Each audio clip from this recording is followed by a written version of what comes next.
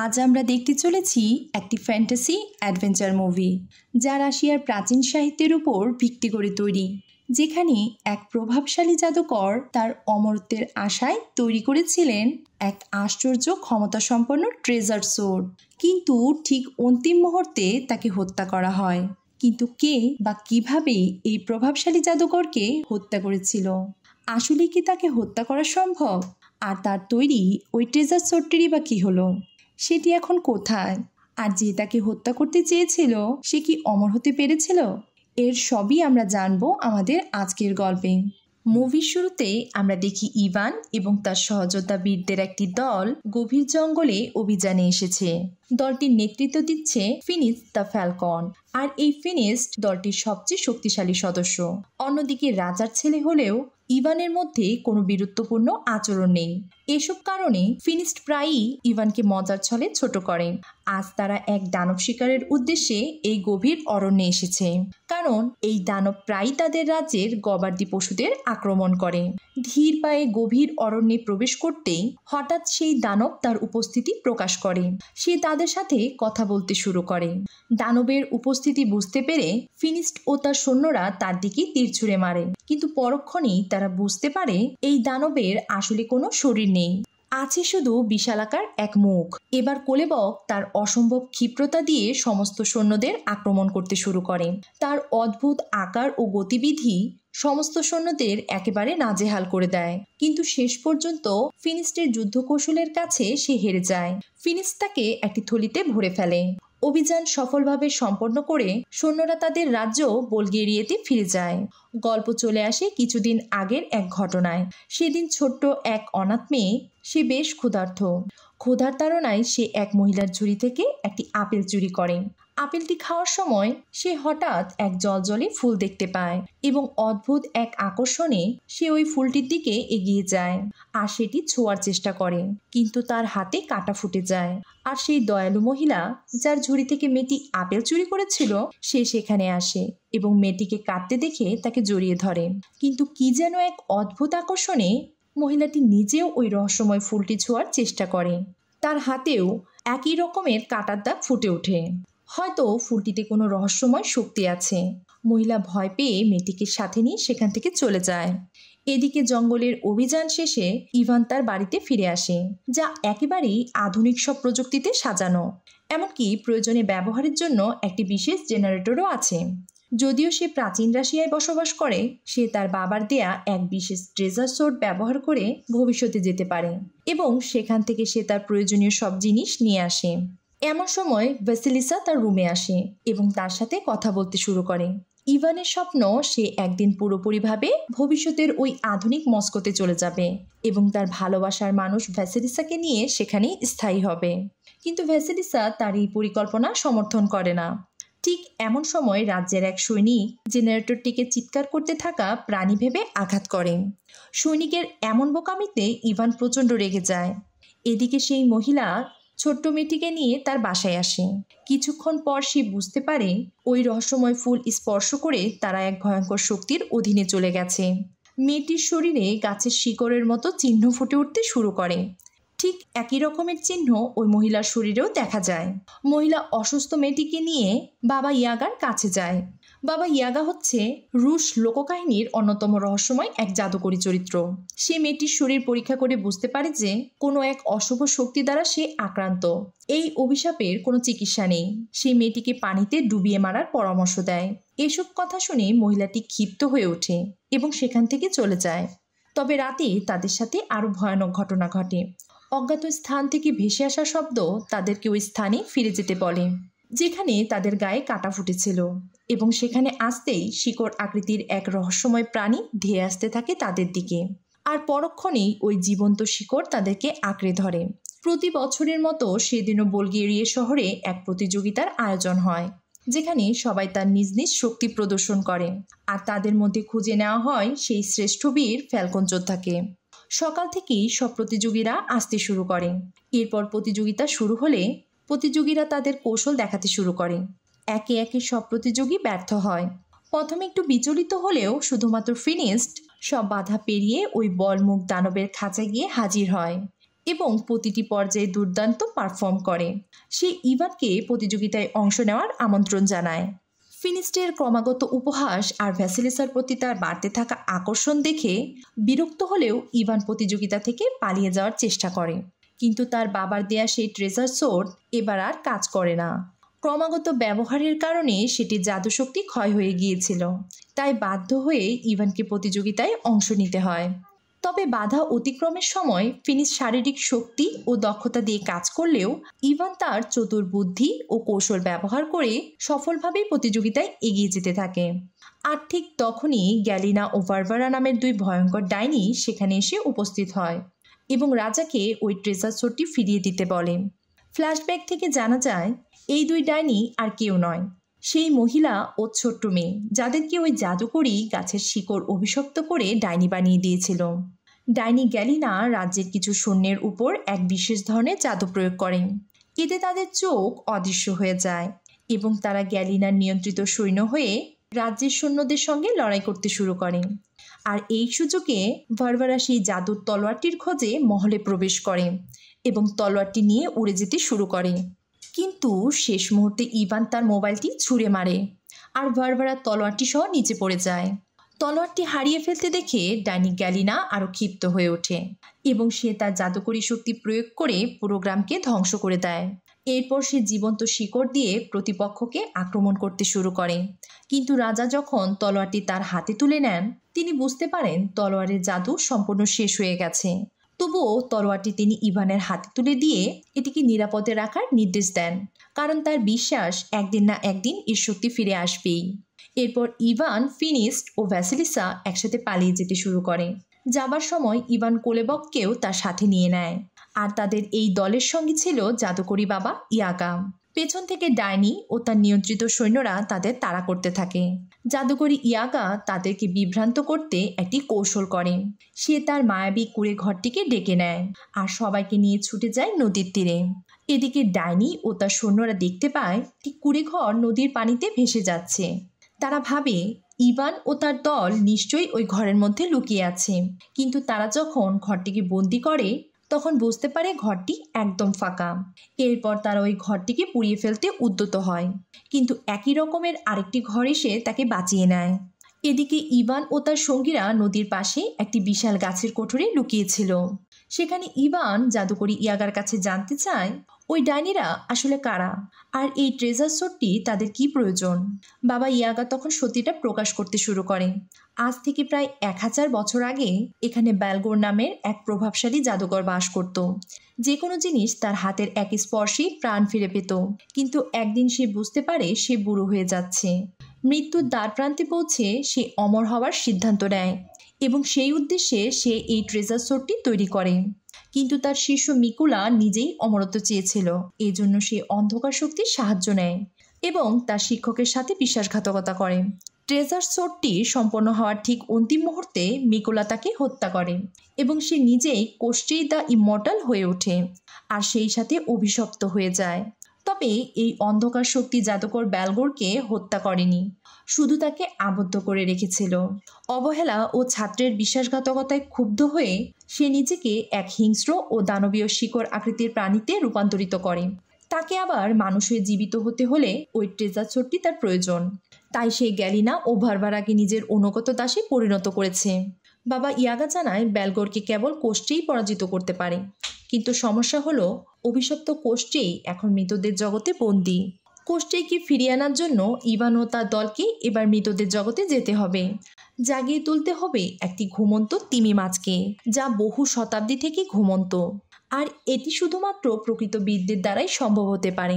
পরিকল্পনা অনুযায়ী তারা একটি দ্বীপে আসে আর বাবা ইয়াগা সেখান থেকে দুটি শিকল খুঁজে বের করেন। ফলে ফিনিস্ট আবারও তার বীরত্বের প্রমাণ দেখানোর সুযোগ পায়, কিন্তু ইভানের দুর্বলতা ধরা পড়ে। তাই বাবা ইয়াগা তার থলে থেকে কিছু জাদুকরী ফল বের করে খেয়ে ফেলে আর মুহূর্তেই অস্বাভাবিক শক্তির অধিকারী হয়ে ওঠে। আর শিকল টেনে ধরতেই জেগে ওঠে সেই ঘুমন্ত তিমি। আরোহী সবাইকে নিয়ে সে আকাশে উড়ে যায় আর উড়তে উড়তে চলে আসে সেই মৃতদের জগতে। কিন্তু মৃতদের জগতে পৌঁছে ইভান তার দুর্বলতা লুকাতে চায়, তাই সে বাবা ইয়াগার থলে থেকে সেই জাদুকরী ফল চুরি করে খায়, যা খেলে অস্বাভাবিক শক্তি পাওয়া যায়।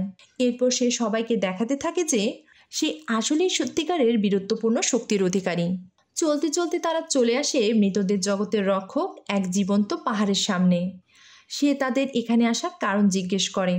সব শুনে সে বলে, যদি আমার 3টি প্রশ্নের সঠিক উত্তর দিতে পারো তবে আমি তোমাকে একটি অমরত্বের পাথর প্রদান করব, যার সাহায্যে যে কোনো একজন মৃতকে জীবিত করে তুমি এখান থেকে নিয়ে যেতে পারবে। ইভান তার কথার ছলে ওই রক্ষককে ধোঁকা দেয় এবং সে নিজেই প্রশ্ন করে তার 3টি প্রশ্নের উত্তর দিয়ে দেয়। এরপর সে ওই অমরত্বের পাথর নিয়ে মৃতদের গুহায় প্রবেশ করে। কিন্তু মৃত্যুকূপ পেরিয়ে আসতেই প্রথমে সে তার বাবাকে দেখতে পায় এবং এখানে আসার কারণ জিজ্ঞেস করে। তার বাবা তাকে জানায় তারা সেখান থেকে চলে আসার পর গ্যালিনা তাকে হত্যা করে। সব শুনে ইভান সেই অমরত্বের পাথর তার বাবার হাতে তুলে দেয় এবং তার সাথে ফিরে যেতে বলে। কিন্তু তার বাবা সেই পাথর তুলে দেন কোষ্টের হাতে। আর ওই অমরত্বের পাথরে স্পর্শ করতেই কোষ্টেই সহ ইভান মৃতদের জগৎ থেকে ছিটকে বাইরে বেরিয়ে আসে। কিন্তু বাবার এমন মৃত্যুতে ইভান খুব কষ্ট পায়। এদিকে গ্যালিনা তার কালো জাদুশক্তির সাহায্যে ইভান ও তার দলের খোঁজ করতে থাকে। সে কিছু বাদুর আকৃতির মায়াবী শূন্য তৈরি করে ভারভারাকে ট্রেজার সোর্টটি নিয়ে আসার নির্দেশ দেয়। অন্যদিকে ইভান ও তার দল বুলগেরিয়ার উদ্দেশ্যে এগিয়ে চলে, কিন্তু তাদের ফিরে আসার পথ সহজ নয়। হঠাৎই সামনে এক নদী আসে। ইভান আবারও কিছু জাদুকরি ফল লুকিয়ে খেয়ে নেয় আর একটা গাছ ধাক্কা দিয়ে ফেলে দেয় সেই নদীর উপর। এদিকে জাদুকরি ইয়াগা কোষ্টের কাছে জানতে চায় কিভাবে ওই শিকড়রূপী হিংস্র দানবকে ধ্বংস করা হবে। তখন কোষ্টেই জানায় ওই শিকড়রূপী দানবকে ধ্বংস করার একমাত্র উপায় হলো সেই পাথরটিকে কাটা, যার নিচে বেলগোর চাপা পড়েছিল এবং ওই ট্রেজার চেস্ট রাখা হয়েছিল।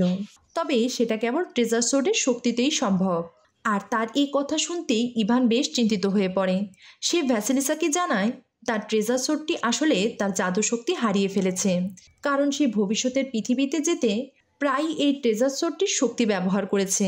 এসব কথা শুনে সবাই রেগে যায়। ইভান তার ট্রেজার সোর্ডটির শক্তি পরীক্ষা করতে একটি গাছে আঘাত করে, কিন্তু সেটি ব্যর্থ হয়। হতাশ হয়ে সে তরবারিটি মাটিতে রেখে দেয়, কিন্তু মাটির সংস্পর্শে আসতেই তরবারিটি তার হারানো শক্তি ফিরে পেতে শুরু করে। ইভান সেটিকে আবারও পরীক্ষা করে আর বুঝে যায় তরবারিটি তার হারানো শক্তি ফিরে পেয়েছে। সে আবারও সেই চুরি করা ফল খায় এবং বিশাল এক পাথর উঁচু করে তার নিচে তার ট্রেজার সোর্টটি রেখে দেয়। রাতের বেলা সবাই তখন বিশ্রাম নিচ্ছিল আর তাদের পাহারা দিতে থাকে ফিনিস্ট। কিন্তু হঠাৎই একটা তীর এসে ফিনিস্টের গায়ে বিঁধে যায়। সবাই চমকে ওঠে। আসলে ভারভারা ও তার মায়াবী সৈন্যরা তাদেরকে আক্রমণ করেছে। দলের বাকি সবাই তাদের সাথে লড়াই করতে শুরু করে। ইভান তার ট্রেজার সোর্টটি নিতে ছুটে যায়, কিন্তু তার চুরি করা জাদুকরি ফল সব শেষ হয়ে যাওয়ায় সে তার ট্রেজার সোর্টটি আর বের করতে পারে না। এদিকে ইয়াগা তার জাদুকরি ফলের থলেটি ইভানের হাতে দেখে বেশ রেগে যায় আর ইভানের গুপ্ত শক্তির রহস্য বেরিয়ে আসে। শেষ পর্যন্ত জাদুকরি ইয়াগা তার জাদুশক্তি ব্যবহার করলে তারা আহত ফিনিস্টকে নিয়ে কোনো রকমে সেখান থেকে বেরিয়ে আসে। এদিকে ভারভারার সৈন্যবাহিনী ওই ট্রেজার সোর্টটি খুঁজে পায় এবং পাথরের নিচে থেকে সেটিকে বের করে নিয়ে আসে। ভারভারা সেটি নিয়ে উড়ে যেতে শুরু করে। আর আমাদের গল্পে চলে আসে এক নতুন টুইস্ট, কারণ এখন সে আর এটি গ্যালিনাকে দিতে চায় না। সে নিজেই এর সাহায্যে অমর হতে চায়। গ্যালিনা তার ম্যাজিক পোর্টালে ভারভারার এই প্রতারণা বুঝে ফেলে। ইভান ও তার দল একটি স্থানে আশ্রয় নেয়। এদিকে ফিনিস্টের অবস্থা আরও খারাপ হতে শুরু করে আর দলের বাকিরা ইভানের উপর প্রচণ্ড ক্ষিপ্ত। তারা তাকে রেখেই চলে যেতে শুরু করে। নিরুপায় ইভান তাদের পিছু নিলেও হঠাৎই পাহাড় ভেঙে পড়তে শুরু করে আর সে ও কোলোবক তাদের দল থেকে আলাদা হয়ে যায়। দল থেকে আলাদা হয়ে ইভান ও কোলোবক ওই ট্রেজার সোর্টটির কাছে আসে, কিন্তু সেখানে শুধু তরবারির খাপটি পড়েছিল। অন্যদিকে আমরা দেখতে পাই গ্যালিনা ট্রেজার সোর্ট নিয়ে উঠতে থাকা ভারভারাকে আক্রমণ করে। এতে সেই তরবারিটি তার হাত থেকে পড়ে জঙ্গলে কোথাও হারিয়ে যায় এবং তারা দুজনই ওই গভীর বনে আছড়ে পড়ে। গ্যালিনা ভারভারার উপর তার ওই বিশেষ জাদু প্রয়োগ করে আর ভারভারার চোখ অদৃশ্য হয়ে যায় এবং সে গ্যালিনার বশীভূত হয়ে পড়ে। এদিকে সেই দানবরূপী ইউডো, যে আগের যুদ্ধে কোনো মতো পালিয়ে বেঁচেছিল, হাঁটতে হাঁটতে জঙ্গলের সেই জায়গায় পৌঁছে যায় যেখানে তরবারিটি পড়েছিল। সে তরবারি তুলে নিয়ে ভালো করে পরীক্ষা করে, তারপর সেটি নিয়ে সামনে এগিয়ে যায়। আর হাঁটতে হাঁটতে সে সেই জায়গায় চলে আসে যেখানে ইভান ও কোলেবক বিশ্রাম নিচ্ছিল। ইভান ইউডোর হাতে ওই ট্রেজার সোর্টটি দেখে বেশ খুশি হয় এবং সেই তরবারি হাতে পেয়ে দ্রুত তার শহর বেলগোরিয়াতে ফিরে আসে। কিন্তু শহরে ফিরে ইভান দেখে চারপাশে শুধু গ্যালিনার সৈন্যরা রাজত্ব করছে। দেরি না করে সে তার জাদুর তরবারি নিয়ে শত্রুদের বিরুদ্ধে লড়াই করতে শুরু করে। ধীরে ধীরে অন্যরাও ইভানের পাশে এসে দাঁড়ায়। তাদের একজন যোদ্ধা ফিনিস্ট, যে গুরুতর আহত ছিল, জাদুকরী ইয়াগা তার নিজের তৈরি এক আশ্চর্য ঔষধ তার ক্ষতস্থানে লাগিয়ে দেয়, আর মুহূর্তেই ফিনিস সুস্থ হয়ে ওঠে। এরপর সবাই একসঙ্গে লড়াই করতে শুরু করে। লড়াইয়ের মাঝখানে ইভান এক বিশাল পাথরের সামনে এসে দাঁড়ায়, আর পাথরের উপর দাঁড়িয়ে কোলেবক বলে ওঠে, হয়তো এটাই সেই জাদুর পাথর, এটা কাটলেই সব শেষ। কিন্তু ইভান যখন তরবারি দিয়ে পাথরটিকে কেটে ফেলে তখন এক অদ্ভুত ঘটনা ঘটে। পাথরের কোনো পরিবর্তন হয় না। এদিকে এক সৈন্য হঠাৎ কোষ্ঠের মাথা তার শরীর থেকে কেটে আলাদা করে দেয়। ইভান সেই কোষ্ঠের মাথার কাছে এসে জিজ্ঞেস করে সেই আসল পাথরটি কোথায়। কোষ্ঠেই একদিকে ইশারা করে। ইভান ছুটে যায় সেই স্থানে যেখানে আসলে বেলগোরকে হত্যা করা হয়েছিল। এদিকে অমর কোষ্ঠেই যখন তার কাটা মাথা তার শরীরের সাথে জুড়ে দিচ্ছিল, জাদুকরী গ্যালিনা এসে তার জাদু শক্তি দিয়ে তাকে আঘাত করে। আঘাতপ্রাপ্ত অভিশপ্ত কোষ্ঠের পুরনো সব স্মৃতি ফিরে আসে। সে বলে ওঠে, ওই পাথর কেটো না, তাতে জাদুকর আরও শক্তিশালী হয়ে উঠবে। কিন্তু তখন অনেক দেরি হয়ে গেছে। ইভানের তরবারি সেই পাথরকে আঘাত করে ফেলেছে, আর পাথরের তরবারি আঘাত করার সাথে সাথে চারপাশে এক তীব্র আলোর বিস্ফোরণ ঘটে। আর সেই সাথে বিশাল ওই পাথরখণ্ডের নিচ থেকে ভয়ঙ্কর জাদুকর তার বন্দি দশা থেকে মুক্ত হয়ে বাইরে বেরিয়ে আসে। সে ভীষণ ক্ষিপ্ত। সে ইভানের সামনে এসে তাকে সজোরে ধাক্কা মেরে মাটিতে ফেলে দেয়। সে ইভানকে মেরে ফেলার জন্য তার শক্তি প্রয়োগ করতে চায়, কিন্তু ঠিক তখনই কোষ্ঠের তার সামনে এসে দাঁড়ায়। সে তার ভুল স্বীকার করে। এই অভিশপ্ত অমরত্বের কষ্ট সে বুঝতে পারেনি, কিন্তু ভয়ঙ্কর জাদুকর তাকে সেই সুযোগ দেয় না। সে জীবন্ত কোষ্ঠীকে মাটির গভীরে পুঁতে ফেলে। এরপর সবাই মিলে চারিদিক থেকে জাদুকরকে আঘাত করতে শুরু করে, কিন্তু সে তার শক্তিশালী জীবন্ত শিকড়ে সবাইকে আঁকড়ে ধরে আর একে একে মাটির নিচে পুঁতে ফেলতে থাকে। ইভান মরিয়া হয়ে কুঠার দিয়ে জাদুকরের জীবন্ত শিকড়ে আঘাত করার চেষ্টা করে, কিন্তু জাদুকর এখন এতটাই শক্তিশালী যে তার বিরুদ্ধে কেউ দাঁড়াতে পারছে না। সে তাকেও তার জীবন্ত শিকড়ে আঁকড়ে ফেলে এবং তার সামনেই তার প্রিয়তমা ভ্যাসিলিসাকে মাটির নিচে পুঁতে ফেলতে শুরু করে। ঠিক তখনই ইভানের সামনে এক অলৌকিক দৃশ্য ভেসে ওঠে, যেখানে সে তার বাবাকে দেখতে পায়। তার বাবা তাকে বলে, এই জীবন্ত শিকড়ের শক্তির উৎস হচ্ছে মাটির সংযোগ। সে দাঁড়িয়ে থাকা মাটি থেকেই তার শক্তি সংগ্রহ করছে। কথা শুনেই ইভান যেন ঘর থেকে বেরিয়ে আসে। হঠাৎ করে সে অনুভব করে শিকড়ে অনেকক্ষণ আঁকড়ে থাকায় মাটি তাকেও এক ধরনের শক্তি দিচ্ছে। সেই শক্তির সাহায্যে সে জাদুকরের বন্ধন থেকে মুক্তি পেয়ে যায় এবং জাদুকরের বিশাল গাছের মতো শিকড়গুলো একে একে ছিঁড়ে ফেলতে থাকে আর বলতে থাকে, যদি এই মাটি তোমাকে শক্তি দিতে পারে তাহলে এর অভাব নিশ্চয়ই তোমার শক্তি কেড়েও নিবে। বলেই ইভান ভয়ঙ্কর জাদুকরকে ধরে মাটি থেকে টেনে তুলে ফেলে দেয়, আর মাটি থেকে বিচ্ছিন্ন হতেই জাদুকর দুর্বল হয়ে পড়তে শুরু করে। ইভান তার ট্রেজার সোর্টটির সাহায্যে এক ম্যাজিক্যাল পোর্টাল তৈরি করে, আর সেই পোর্টালের মাধ্যমে জাদুকরকে নিয়ে চলে আসে এক ভিন্ন জগতে, ভবিষ্যতের আধুনিক মস্কোতে। এখানে সে জাদুকর হতভম্ব হয়ে যায়। সে মাটিতে তার হাত রাখার চেষ্টা করে, কিন্তু ইভান হেসে বলে, এটা সেই জায়গা নয় যেখানে তুমি সহজেই মাটি খুঁজে পাবে। এটা ভবিষ্যতের পৃথিবী। চারপাশে শুধু কংক্রিটের ইমারত। এখানে তোমার শক্তির কোনো উৎস নেই।